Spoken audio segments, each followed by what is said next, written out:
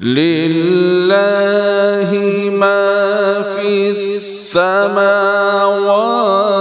وما في الأرض وإن تبدوا ما في أنفسكم أو تخفوه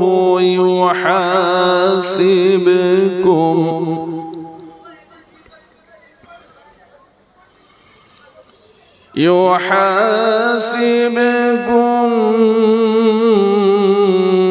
به الله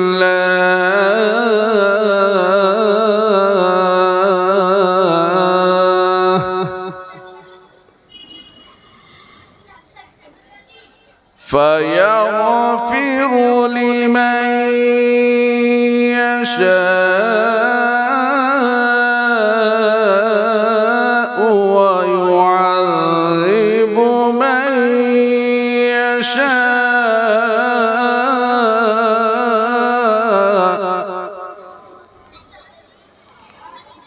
والله على كل شيء قدير.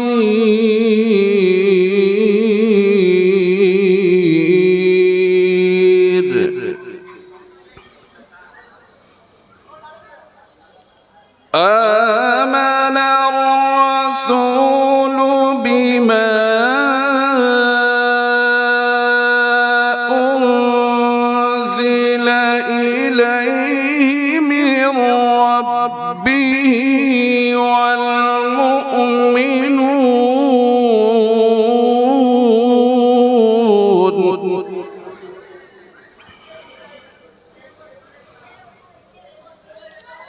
كل آمن بالله وملائكته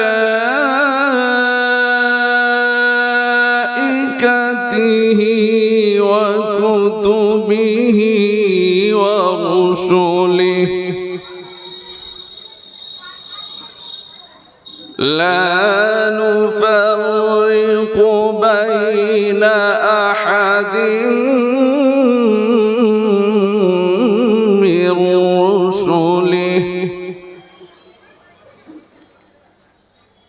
وقالوا سمعنا وأطعنا غفرانك ربنا وإليك المصير.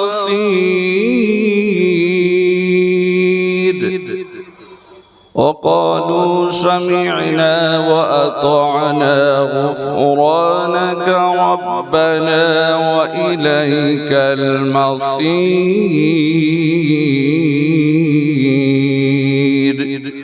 صدق الله العلي العظيم.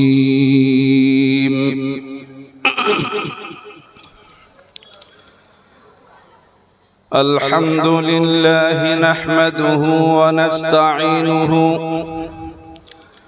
ونستغفره ونؤمن به ونتوكل عليه ونعوذ بالله من شرور أنفسنا ومن سيئات أعمالنا. من يهده الله فلا مضل له ومن يضلله فلا هادي له. ونشهد أن لا إله إلا الله وحده لا شريك له. ونشهد أن سيدنا ونبينا ومولانا محمدًا عبده ورسوله الذي أرسله بالحق إلى كافة الناس بشيرا ونذيرا وداعيا إلى الله بإذنه وسراجا منيرا صلى الله تعالى عليه وسلم تسليما كثيرا كثيرا أما بعد فقد قال الله سبحانه وتعالى في كلامه المجيد والفرقان الحميد أعوذ بالله من الشيطان الرجيم بسم الله الرحمن الرحيم كتاب أنزلناه إليك لتخرج الناس من الظلمات إلى النور صدق الله العلي العظيم وقال رسول الله صلى الله عليه وسلم خيركم من تعلم القرآن وعلمه أو كما قال رسول الله صلى الله عليه وسلم إن الله وملائكته يصلون على النبي يا أيها الذين آمنوا صلوا عليه وسلموا تسليما اللهم صل على محمد وعلى آل محمد كما صليت على إبراهيم وعلى آل إبراهيم إنك حميد مجيد اللهم بارك على محمد وعلى آل محمد كما باركت على إبراهيم وعلى آل إبراهيم إنك حميد مجيد رب اشرح لي صدري ويسر لي أمري واحلل عقدة من لساني يفقه قولي رب زدني علما اللهم يا عليم علمني علم لدني بحرمة بسم الله الرحمن الرحيم قالوا سبحانك لا علم لنا إلا ما علمتنا إنك أنت العليم الحكيم সর্বপ্রথমে সমস্ত প্রশংসা স্তব স্তুতি ইবাদত বندگی হামদ সানা সেই মহান প্রভু আল্লাহ রাব্বুল আলামিনের জন্য নিবেদিত হোক যে মহান প্রভু আল্লাহ রাব্বুল আলামিন আমাদের সকলের খালিক মালিক স্রষ্টা পালনকর্তা বিশ্বনিয়ন্তা আমরা সবাই একবার উচ্চ স্বরে বলি আলহামদুলিল্লাহ এবং ঠিক তার পরে পরেই নবীগুলো শিরোমণি নবী মুহাম্মদুর রাসূলুল্লাহ সাল্লাল্লাহু আলাইহি ওয়াসাল্লামের শানে বর্ষিত হোক অসংখ্য দরুদ ও সালাম।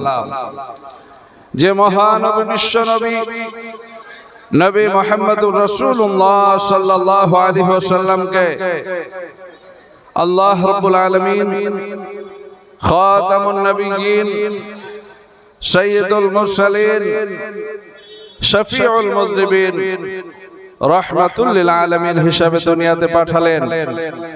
আমরা সবাই বলি সাল্লাল্লাহু আলাইহি ওয়াসাল্লাম। আজকের এই পবিত্র মাহফিলের নির্ধারিত নির্বাচিত সম্মানিত যোগ্যতম সভাপতি সাহেব মুআজ্জাজ মুকাররম উলামায়ে দ্বীন, মাহফিলকে কেন্দ্র করে আগত উপস্থিত আবার বয়োজ্যেষ্ঠ সমবয়স্ক এবং বয়কনিষ্ঠ শ্রোতাবৃন্দ, পর্দার আড়ালে বা অবগুণ্ঠনে উপবিষ্টা আমার মায়েরা, মেয়েরা ও বোনেরা, সকলকে জানাই আন্তরিক সালাম, শ্রদ্ধা, শুভেচ্ছা, স্নেহাশিস ইত্যাদি যথাক্রমে শ্রেণীগতভাবে। বন্ধুগণ, আল্লাহ রাব্বুল আলামিনের অশেষ মেহেরবানি বা দয়া যে আজ আমরা এই মুহূর্তে আমাদের পার্থিব সমস্ত কাজ কর্ম থেকে বিরতি নিয়ে একটা পুত পবিত্র মাহফিলে যোগদান করতে পেরেছি। আমরা সবাই জানি, ইতিপূর্বে জ্ঞাত হয়েছি যে মাদ্রাসা আনিসুল কোরআনের 7 জন ছাত্র তারা কিরাত পড়ার পরিসমাপ্তিতে তাদের মাথায় পাগড়ি পরানো হবে, জলসায়ে দস্তারবন্দি। এবং একটি ছেলে কোরআনে কারীমের পরিপূর্ণ হাফেজ হয়েছে এবং এক বৈঠকে সে কোরআন শোনানোর প্রয়াস করেছে। জলসায়ে দস্তারবন্দি আমরা জানি, অন্যান্য সাধারণ জলসা আর আজকের দিনের জলসার ভিতরে অনেক পার্থক্য রয়েছে। আজকে আমরা যারা এখানে এসেছি, নিঃসন্দেহে আমরা সবাই কোরআনে কারীমের পাগল, কোরআনকে আমরা ভালোবাসি। কোরআন এমন একটা কিতাব, যেই কিতাব মানুষকে অন্ধকার থেকে আলোর জীবনের দিকে ফিরিয়ে নিয়ে আসে। আল্লাহ রাব্বুল আলামিন কোরআনে কারীমের ভিতরে বলেছেন, কিতাবুন আনজালনাহু ইলাইকা লিতুখরিজান নাসা মিনাজ যুলুমাতি ইলান নূর। এমন একটি কিতাব হে আমার হাবিব আমি আপনার উপর অবতীর্ণ করলাম, এর অ্যাক্টিভিটি হলো লিতুখরিজান নাসা মিনাজ যুলুমাতি ইলান নূর, মানব মণ্ডলীকে অন্ধকার জীবন থেকে আলোর জীবনের দিকে ফিরিয়ে নিয়ে আসে। সেই কোরআনের প্রেমে, কোরআনের মহব্বতে আজ আমরা এখানে এসেছি। কোরআনে কারীম এমন একটি কিতাব, আল্লাহ রাব্বুল আলামিন কোরআনে কারীমের প্রতিটি অক্ষর সংরক্ষণ করেছেন, এর প্রতিটি শব্দ সংরক্ষিত, প্রতিটি বাক্য সংরক্ষিত, কোরআনে কারীমের অর্থ সংরক্ষিত, কোরআনে কারীমের ব্যাখ্যা সংরক্ষিত।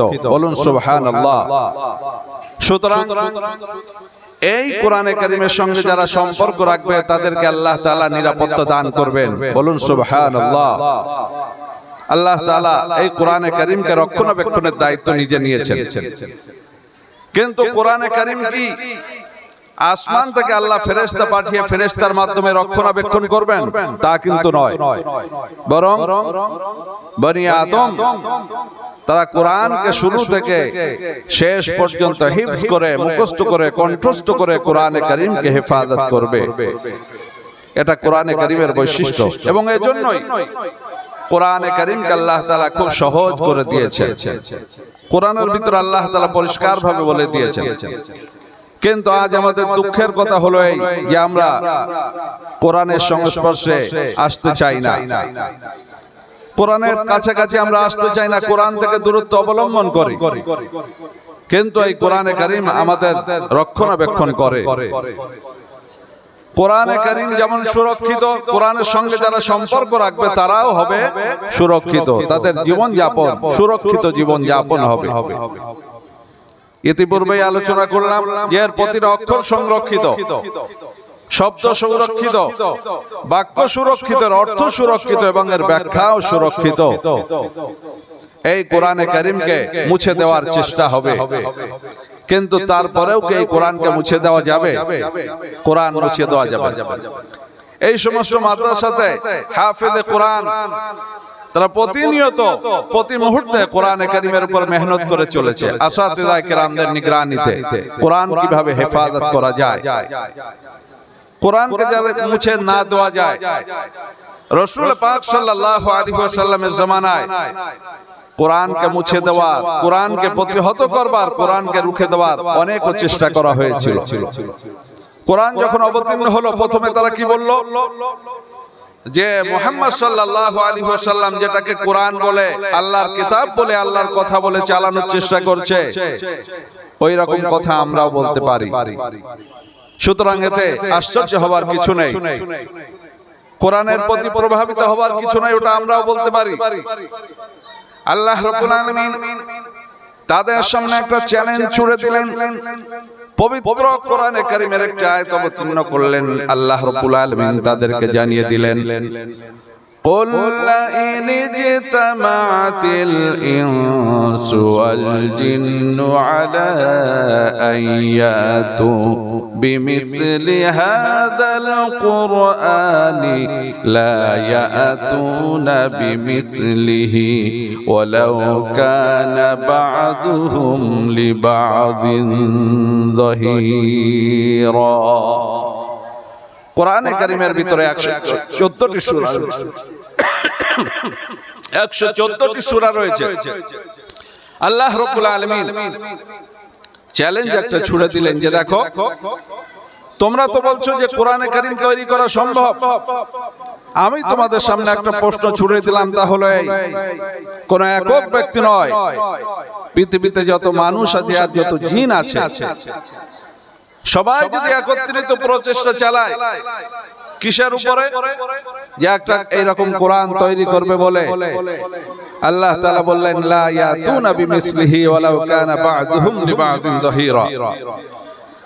আল্লাহ রাব্বুল আলামিন কোরআনে কারীমের ভিতরে বললেন, হে আমার হাবিব বিশ্বনবী জনাবে মুহাম্মদুর রাসূলুল্লাহ সাল্লাল্লাহু আলাইহি ওয়াসাল্লাম, আপনি ঘোষণা করে দিন, হে মানব মণ্ডলী, ওহে মানব জাতি, ওহে জিন জাতি, তোমরা উভয় একবার চেষ্টা করে দেখো এইরকম একটা কোরআন তৈরি করা যায় কিনা। আল্লাহ তাআলা বললেন একে অপরকে সাহায্য সহযোগিতা করে এইরকম কোরআন তৈরি করবার চেষ্টা করো। আল্লাহ তাআলা তারপরে বললেন লা ইয়াতুনা বিমিসলি, এইরকম কোরআন সবাই চেষ্টা করেও তৈরি করতে পারবে না। ওয়ালাউ কানা বা'দুহুম লিবা'দিন যাহিরা, যদিও তোমরা একে অপরকে সাহায্য সহযোগিতা করে থাকো দুনিয়াবি ব্যাপারে, এই ব্যাপারে সাহায্য সহযোগিতা করলেও কোরআন তোমরা তৈরি করতে পারবে না।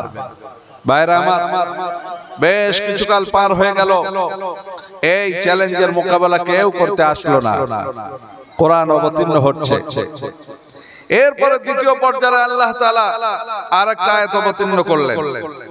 কোরআনে কারীমের ভিতরে সূরা রয়েছে যেহেতু 114টি সূরা, আল্লাহ রাব্বুল আলামিন বললেন যে দেখো, তোমাদের গোটা কোরআন তৈরি করতে হবে না, 114টি সূরা তৈরি করতে হবে না, 100টা করতে হবে না, 50টা করতে হবে না, 25টা করতে হবে না, বরং 114টি সূরার ভিতর থেকে মাত্র 10টি সূরা তোমরা তৈরি করে দেখাও, তাহলে বোঝা যাবে যে তোমাদের পক্ষেও এরকম একটা কোরআন তৈরি করা সম্ভব। আসলে কোরআন হলো সারাসর মুজিজা, কোরআন হলো জীবন্ত মুজিজা। সুতরাং আল্লাহ তাআলা আয়াত অবতীর্ণ করলেন কুল ফাতু বিআশরি সুওয়ারিম মিসলিহি মুফতারায়াত, 10টা সূরা তৈরি করে দেখাও। কিন্তু আমার বন্ধুগণ, 10টা সূরার প্রস্তাব দেওয়া হলো, তারপরেও কিন্তু এই প্রস্তাবের সামনে কেউ মাথা তুলে দাঁড়াতে পারলো না, কোরআনের একটা সূরাও তারা তৈরি করতে পারলো না। বেশ কিছুকাল পার হয়ে গেল, আল্লাহ রাব্বুল আলামিন তৃতীয় পর্যায়ে আয়াত অবতীর্ণ করলেন। আল্লাহ রাব্বুল আলামিন বললেন وَإِن كُنتُمْ فِي رَيْبٍ مِّمَّا نَزَّلْنَا عَلَى عَبْدِنَا فَأْتُوا بِسُورَةٍ مِّن مِّثْلِهِ وَادْعُوا شُهَدَاءَكُم مِّن دُونِ اللَّهِ إِن كُنتُمْ صَادِقِينَ।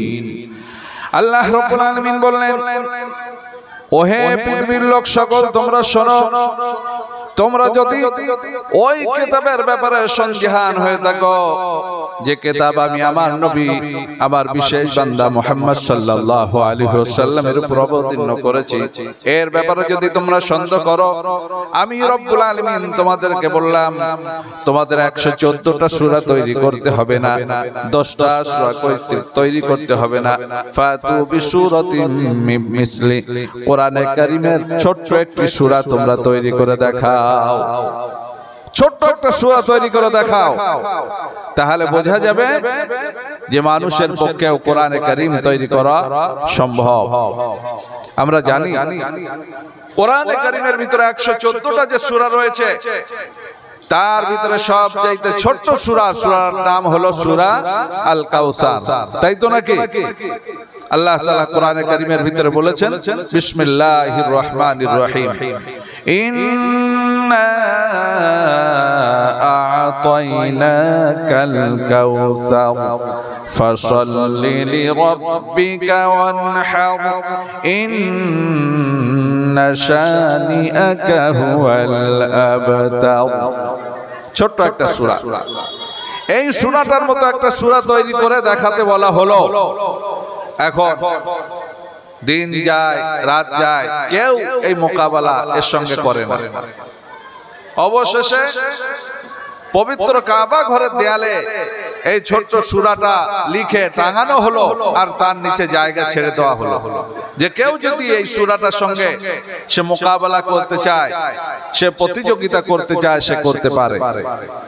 কিন্তু বেশ কিছুদিন পরে দেখা গেল সবার অলক্ষ্যে, সবার চোখে ধুলো দিয়ে কে যেন কখন এসে ওই ছোট্ট সূরাটার নিচে লিখে দিয়ে গেছে ইন্নাহু লাইসা মিন কালামিল বাশার, যে অবশ্যই অবশ্যই উপরে লেখা যে ছোট্ট সূরাটা রয়েছে এটা কোনো মানুষের রচিত কথা হতে পারে না। বলুন সুবহানাল্লাহ। তাহলে কোরআনে কারীম আসলে কার কথা? আল্লাহ তাআলার কথা। এর ভিতরে কি কোনো সন্দেহ আছে? এর ভিতরে কোনো সন্দেহ নেই। সেই পাক কালাম কোরআনে মাজিদের মহব্বতে আজ আমরা এখানে এসেছি। যারা পাক কালাম কোরআনে মাজিদ মুখস্থ করে তাদেরকে আল্লাহ তাআলা হেফাজত করেন, তাদের যারা সাহায্য সহযোগিতা করে থাকেন তাদেরকে আল্লাহ তাআলা হেফাজত করে। জানেন কোরআনে কারীম সম্পর্কে হাদিস শরীফের ভিতরে আল্লাহর নবী, বিশ্ব নবী জনাবে মুহাম্মদুর রাসূলুল্লাহ সাল্লাল্লাহু আলাইহি ওয়াসাল্লাম বলেছেন, নবীজির কথা ঠিক না বেঠিক? নবীজির কথা ভুল হতে পারে না, আমাদের চোখে দেখা ভুল হয়ে যেতে পারে, সংবাদদাতার সংবাদ ভুল হয়ে যেতে পারে, কিন্তু বিশ্ব নবী জনাবে মুহাম্মদুর রাসূলুল্লাহ সাল্লাল্লাহু আলাইহি ওয়াসাল্লামের কথা ভুল হতে পারে না, কারণ নবীজি নিজের পক্ষ থেকে কোনো কথা বলেন না। আল্লাহ রাব্বুল আলামিন কোরআনে কারীমের ভিতরে বলেন ওয়ামা ইয়ানতিকু আনিল হাওয়া ইন হুয়া ইল্লা ওয়াহয়ুন ইউহা। আমার নবী প্রবৃত্তির বশবর্তী হয়ে কোনো কথা বলেন না, যা কিছু তিনি বলেন আমি আল্লাহ রাব্বুল আলামিনের পক্ষ থেকে ওহীর মাধ্যমে নির্দেশিত হয়ে অবশ্যই অবশ্যই নবী সেই কথাটাই বলেন। সুতরাং সংবাদদাতার সংবাদ ভুল হয়ে যায়।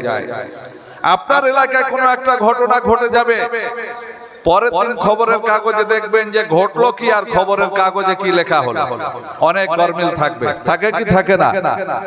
আমরা চোখে অনেক সময় ভুল দেখি, পরে আফসোস করি যে তাই তো কি দেখলাম। চোখে দেখা ভুল হয়ে যেতে পারে, কিন্তু জনাবে মুহাম্মদুর রাসূলুল্লাহ সাল্লাল্লাহু আলাইহি ওয়াসাল্লামের কথা ভুল হতে পারে না। নবী পাক সাল্লাল্লাহু আলাইহি ওয়াসাল্লাম বলেন লাউ জুইলাল কুরআনু ফিহা, যদি পাক কালাম কোরআনে মাজিদকে কোন চামড়ার ভিতরে রেখে দেওয়া হয়, সুম্মা উলকিয়া ফিন্নার, অতঃপর সেই চামড়াটা যদি আগুনের ভিতরে ফেলে দেওয়া হয়, মাহতারাক, তো আগুন ওই চামড়াকে কোরআনকে জ্বালাতে পারে না। নবী পাক সাল্লাল্লাহু আলাইহি ওয়াসাল্লাম বলেছেন চামড়ার ভিতরে কোরআন রেখে সেই চামড়াকে, কোরআনকে যদি আগুনে ফেলা হয় আগুন জ্বালাতে পারবে না। মুহাদ্দিসিনরা এই যে চামড়ার ভিতরে কোরআন রাখার অর্থ হলো এই হাফেজে কোরআন, যে কোরআনে কারীম হিফজ করলো। আমাদের দেহের বাইরেটা চামড়া দিয়ে আচ্ছাদিত, তাই না? চামড়া দিয়ে ঢাকা, আবৃত, আবৃত, তো ভিতরে কোরআন, চামড়ার ভিতরে কোরআন রাখা অর্থ হলো এই যেও যদি নিজের দিলের ভিতরে কোরআনকে প্রবেশ করায়, সুম্মা উলকিয়া ফিন্নার, অতঃপর কোন কারণবশত তাকে জাহান্নামের আগুনে যদি ফেলাও হয়, কোরআনে কারীমের বরকতে জাহান্নামের আগুন তার কোনো ক্ষতি করতে পারবে না, তাকে কষ্ট দিতে পারবে না, তাকে জ্বালাতে পারবে না। বলুন সুবহানাল্লাহ। সেই কোরআনে কারীমের মহব্বতে আজ আমরা এখানে এসেছি, তাই না? কোরআনে কারীমের মহব্বত আমার আপনার দুনিয়াতেও কাজে লাগবে, পরকালেও কাজে লাগবে। কোরআনে কারীম, সাহিবে কোরআন, আহলে কোরআনকে যদি আমরা ভালোবাসি, কিয়ামতের কঠিন ময়দানে যখন কোনো বন্ধু আমাদের কোনো কাজে আসবে না, আসবে কোনো বন্ধু কাজে আসবে না, সবাই দেখবে আর পালাবে, তখন প্রকৃত অর্থে এই বন্ধুত্বই কিন্তু কাজে লাগবে। ভাইরা আমার, আজ আমরা প্রত্যক্ষ করব যে হাফেজে কোরআন তার মাথায় পাগড়ি পরানো হবে, কিরাত পড়েছে তাদের মাথায় পাগড়ি পরানো হবে। কোরআনকে বিশুদ্ধভাবে পড়া এটা একটা ফান, এটা একটা বিষয়। কারণ কোরআনে কারীমের ভাষাটা এমন একটা ভাষা যে সামান্য একটু টান কম বেশি হয়ে গেলে অর্থের পরিবর্তন হয়ে যায়। অক্ষরকে যথাযথ উচ্চারণ না করলে অর্থের পরিবর্তন হয়ে যায়। আমরা সবাই জানি কোরআনে কারীমের ভিতরে 114টি যে সূরা রয়েছে, 114টি সূরার ভিতরে 1 নম্বর সূরা, তার নাম হলো সূরা আল ফাতিহা, তাই না? আমরা অনেকেই সূরা ফাতিহার প্রথম শব্দে গিয়েই আটকে যাই। কি রকম? সূরা ফাতিহার প্রথম শব্দ হলো আলহামদু, ওখানে হা রয়েছে যেটা কণ্ঠনালীর মাঝখান থেকে উচ্চারিত হয়। এর মানে হলো এই সমস্ত প্রশংসা আলহামদুলিল্লাহ ওই আল্লাহ তাআলার জন্য, রব্বুল আলামিন, যিনি বিশ্ব পালন কর্তা। কিন্তু কেউ যদি আলহামদুর পরিবর্তে আলহামদু বলে, হা উচ্চারণ করে পড়ে, তাহলে এর অর্থ হয়ে যায় সমস্ত নোংরা জঞ্জাল আবর্জনা ওই আল্লাহ তাআলার জন্য, যিনি বিশ্ব পালন কর্তা। বলুন নাউযুবিল্লাহ। তাহলে সামান্য একটু হেরফের হয়ে গেলে কিন্তু অর্থের পরিবর্তন হয়ে যাচ্ছে, তাই না? সেই জন্য সহি শুদ্ধভাবে কোরআন পড়া, প্রতিটা অক্ষর তার মাখরাজ থেকে সমস্ত সিফাত সহ আদায় করা, এটা মুস্তাকিল একটা ফান, একটা বিষয়, সাবজেক্ট। এর উপরে চর্চা হচ্ছে মাশাআল্লাহ। পশ্চিমবঙ্গে আমরা দেখতে পাই হাতে গোনা কয়েকটা মাদ্রাসায় এই ইলমে তাজবিদের চর্চা হচ্ছে। তার ভিতরে মাদ্রাসা আনিসুল কোরআন হলো অন্যতম। আল ফাজলু লিল মুতাকাদ্দিমি এর রাস্তা দেখিয়েছে। নিঃসন্দেহে আপনারা সেই মাদ্রাসায় এসেছেন তার মহব্বতে, ভালোবাসায়। আল্লাহ তাআলা এই মহব্বতটাকে কিয়ামতের কঠিন ময়দানে আমার আপনার নাজাতের জরিয়া দিক করে দিতে পারে, পারে কিনা? কারণ আমাদের জানা নেই কোন আমলের বরকতে আমরা কিয়ামতের কঠিন ময়দানে পার পেয়ে যাব। হাদিস শরীফের ভিতর রয়েছে, আল্লাহর নবী, বিশ্ব নবী জনাবে মুহাম্মদুর রাসূলুল্লাহ সাল্লাল্লাহু আলাইহি ওয়াসাল্লাম বলেন, কিয়ামতের ময়দানে যখন পুরো হিসাব নিকাশ হয়ে যাবে, জান্নাতীরা জান্নাতে যাবে আর জাহান্নামীরা জাহান্নামে যাবে। কিন্তু জান্নাতীরা জান্নাতে যাবার আগে জাহান্নামীদেরকে দাঁড় করিয়ে দেওয়া হবে, আর জান্নাতীরা জাহান্নামীদের সামনে দিয়ে হেঁটে হেঁটে জান্নাতে যাবে। এখন জাহান্নামীরা যখন দেখবে যে আমাদের সামনে দিয়ে অমুক অমুক জান্নাতে যাচ্ছে, তো তাদের মনের কষ্ট বাড়বে না কমবে? মনের কষ্ট বাড়বে। তো তাদের মনের কষ্ট বাড়ানোর জন্য আল্লাহ তাআলা এই আয়োজন করবেন। আমার বন্ধুগণ, জান্নাতীরা হেঁটে জান্নাতে যাবে, এমত অবস্থা একজন জাহান্নামী ওই লাইন থেকে জান্নাতীকে ডাক দেবে, ইয়া ফুলানু আমা তারিফুনি, ও হে জান্নাতী ভাই, তুমি তো বড় আনন্দ করে জান্নাতে চলে যাচ্ছ, কিন্তু আমার দিকে একবার দেখো, আমাকে তুমি চিনতে পারো কিনা? জান্নাতী দাঁড়িয়ে যাবে, জাহান্নামীর দিকে তাকাবে, লাইন থেকে তাকে বের করবে, তাকে বের করে বলবে, তোমার আমার কি পরিচয় বলো? জাহান্নামী তখন বলবে, আমার তোমার তেমন পরিচয় নেই, কিন্তু এতটুকু পরিচয়, আনাল্লাযী সাকাইতু লাকা শারবাতান, পৃথিবীতে তোমার একদিন পিপাসা লেগেছিল, তোমার পিপাসার সময় আমি তোমাকে এক গ্লাস পানি পান করিয়েছিলাম। তোমার পানি পান করানো যদি তোমার কাজে লাগে, আজকে মহা বিপদের দিনে আল্লাহ রাব্বুল আলামিন আমার জন্য জাহান্নামের ফয়সালা করেছেন আর তোমার জন্য জান্নাতের ফয়সালা করেছেন। তুমি একজন জান্নাতি মানুষ, তুমি একটা দামি মানুষ, তাই তোমার কাছে আমার আবেদন, তুমি একটু আমাকে আল্লাহ রাব্বুল আলামিনের কাছে নিয়ে গিয়ে আমার জন্য সুপারিশ করে দাও, যাতে করে আল্লাহ তাআলা আমাকেও তোমার জন্য জান্নাতে যাবার ব্যবস্থা করে দেন। আমার বন্ধুগণ, আজান হচ্ছে নাকি? আজান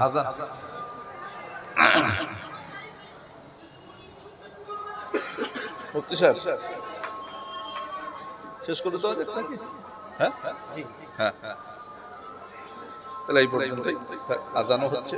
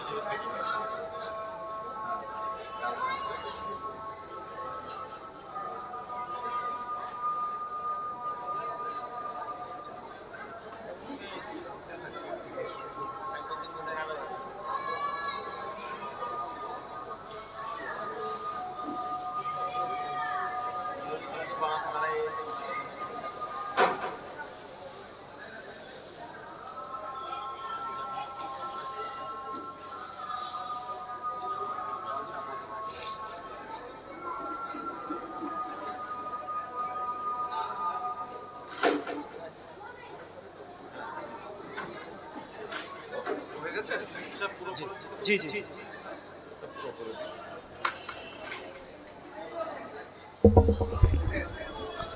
বন্ধুগণ, আপনারা বিক্ষিপ্ত হবেন না, কথা শেষ হয়ে যাবে ইনশাআল্লাহ।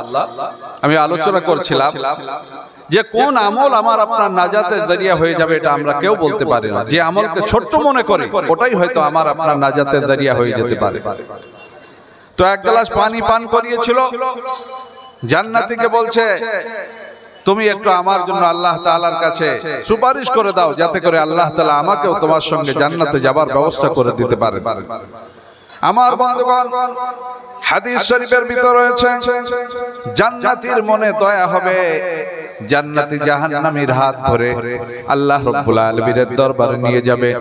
আল্লাহ রাব্বুল আলামিনের দরবারে নিয়ে গিয়ে বলবে, হে আমার প্রতিপালক আল্লাহ রাব্বুল আলামিন, আমার ভাই দুনিয়াতে আমার পিপাসার সময় আমার পিপাসার পানি দিয়ে আমার বড় উপকার করেছিল, কিন্তু ভাগ্যদোষে আজকের দিনে এর জন্য জাহান্নামের ফয়সালা হয়েছে আর আমার জন্য জান্নাতের ফয়সালা হয়েছে। হে আমার প্রতিপালক আল্লাহ রাব্বুল আলামিন, আমি আপনার কাছে সুপারিশ করতে চাই, মেহেরবানি করে আপনি আপনার সিদ্ধান্তকে পরিবর্তন করে আমার এই ভাইকে আমার সঙ্গেও আজকের দিনে জান্নাতে যাবার ফয়সালা করে দিন। আমার ভাইরা, আল্লাহ রাব্বুল আলামিনের রহমতের জোশ এসে যাবে। আল্লাহ রাব্বুল আলামিন বলবেন, ওই আমার জান্নাতি বান্দা, তোর সুপারিশকে আমি কবুল করে নিলাম। তোর সুপারিশকে কবুল করে নিয়ে এক গ্লাস পানি পান করানোর পরিবর্তে আমিও একে তোর সঙ্গে জান্নাতে যাবার ব্যবস্থা করে দিলাম। ভাইরা আমার, এক গ্লাস পানি পান করানো আমরা কোনো কাজ মনে করি, কিন্তু সেটা নাজাতের জরিয়া হয়ে গেল, জাহান্নামের ফয়সালা হয়ে গিয়েছিল। কিন্তু আল্লাহ তাআলা সেই ফয়সালাকে পরিবর্তন করে তার জন্য জান্নাতে যাবার ফয়সালা করে দিলেন। এখানেই শেষ নয়, আবার একজন জান্নাতি হেঁটে হেঁটে জান্নাতে চলে যাবে। লাইন থেকে একজন জাহান্নামী বলবে, ইয়া ফুলান ওয়া মা তারিফুনি, ও হে জান্নাতি ভাই, তুমি তো বড় আমোদ করে জান্নাতে চলে যাচ্ছ, কিন্তু আমার দিকে একবার দেখো, আমাকে তুমি চিনতে পারো কিনা? জান্নাতি জানিয়ে যাবে, জাহান্নামীকে লাইন থেকে বের করবে, বের করে বলবে, ও আমার ভাই, তোমার সঙ্গে আমার কি সম্পর্ক ছিল একটু বলো। জাহান্নামী তখন বলবে, আনাল্লাযী ওয়াহাবতু লাকা উযুয়া, তেমন কোন সম্পর্ক ছিল না, কিন্তু পৃথিবীতে আমি তোমাকে একদিন ওযু করবার জন্য পানির ব্যবস্থা করে দিয়েছিলাম, ওযুর পানি দিয়েছিলাম, তোমার ওযু করবার প্রয়োজন ছিল, পানির ব্যবস্থা ছিল না, কিন্তু আমি সেই পানির ব্যবস্থা করে দিয়েছিলাম। এখন এতে যদি তোমার উপকার হয়ে থাকে, আজ কিয়ামতের কঠিন দিনে আমি বিপদের সম্মুখীন, তো আমার একটু উপকার করে দাও। তুমি একজন জান্নাতি মানুষ, তুমি একটা দামি মানুষ, আজকের দিনে তুমি আল্লাহ তাআলার কাছে সুপারিশ করে আমাকেও তোমার সঙ্গে জান্নাতে যাবার একটু ব্যবস্থা করে দিতে বলো। ভাইরা আমার, ওই জান্নাতীর মনে দয়া হবে, জান্নাতি জাহান্নামীকে বের করবে, আল্লাহ রাব্বুল আলামিনের দরবারে গিয়ে বলবে, হে আমার প্রতিপালক আল্লাহ রাব্বুল আলামিন, আমার এই ভাই পৃথিবীতে আমার ওযুর পানির ব্যবস্থা করে দিয়েছিল, কিন্তু আজকের দিনে বিপদের সম্মুখীনের জন্য জাহান্নামের ফয়সালা হয়ে গেছে, তাই মেহেরবানি করে আপনি আপনার ফয়সালাকে পরিবর্তন করে আপনার কাছে আমি সুপারিশ করছি, আমার এই ভাইকেও আমার সঙ্গে জান্নাতে যাওয়ার ব্যবস্থা করে দিন। আল্লাহ রাব্বুল আলামিনের রহমতে জোশ এসে যাবে, আল্লাহ রাব্বুল আলামিন বলবেন, ওহে আমার জান্নাতি বান্দা, তোর সুপারিশকে কবুল করে নিয়ে একেও তোর সঙ্গে জান্নাতে যাওয়ার ব্যবস্থা করে দিলাম।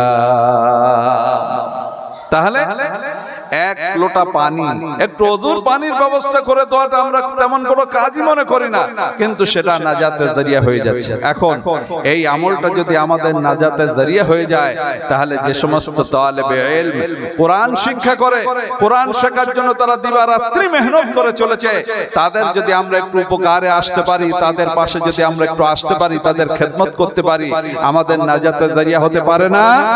অবশ্যই অবশ্যই পারে, তাই না? আল্লাহ তাআলা আমাকে আপনাকে সবাইকে যথাযথ নেক আমল করতে করতে কবর পর্যন্ত যাবার তৌফিক বা সুমতি দান করুন।